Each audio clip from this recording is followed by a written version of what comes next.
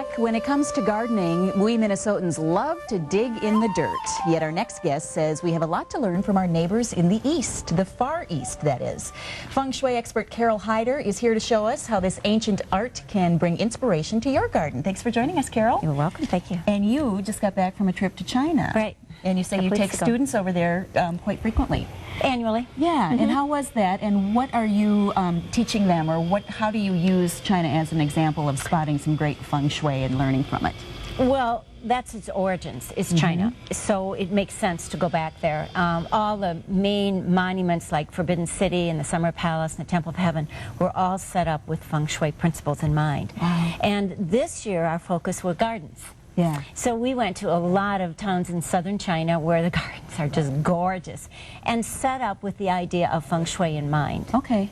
And let's remind people what feng shui actually is. We've all heard about it in our homes, some things to increase the positive energy flow within your home. But when it comes to outside, what's the difference? It's the same thing. It's to increase your energy. And the gardens, the difference between gardens that we have here in the West and gardens in the East is you lived in your garden.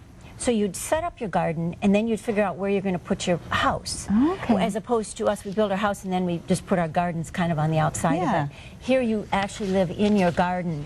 So it's sort of a new concept. When you walk in the gate, there's buildings, there's different places you can go and read, live, cook, and it's all in the garden, which is nice. Always a windy little path to get from place to place. And you brought some great photos along, and we're going to take a look at those right now. The first example, one element that you said was always used in a Chinese garden and that we could do here as well, were rocks. What are significant about rocks?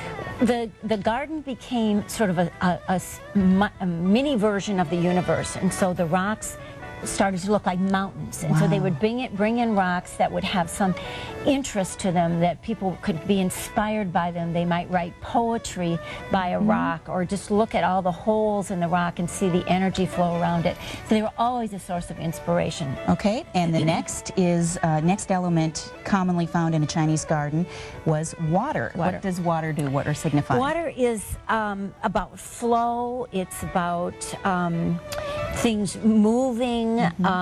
Most of the time when we would see water, there would be koi in the ponds, and they also had this beautiful way of reflecting something. So if you had a tree or you had a rock or you had some ornamentation, you'd have it doubly. Like a mirror effect. Yeah, right. And so it acted like you were so wealthy that you had double. You had two bridges instead of one, or you had two stones instead of just one. Okay.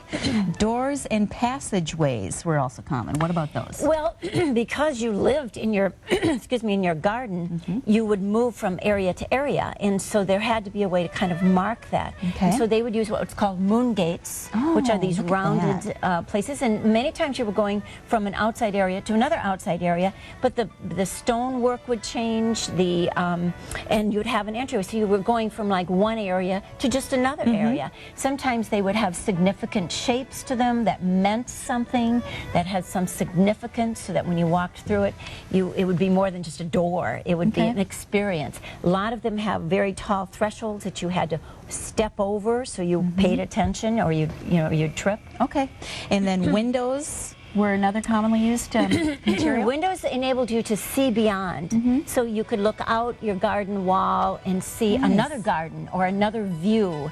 Or if you had an interior wall that kind of split some of your garden, you could stand on one side and look through it and see it on the other. And they would use trellis work that was so intricate and would add to the beauty. It was like a painting that was on the wall. Oh, that's so a live painting.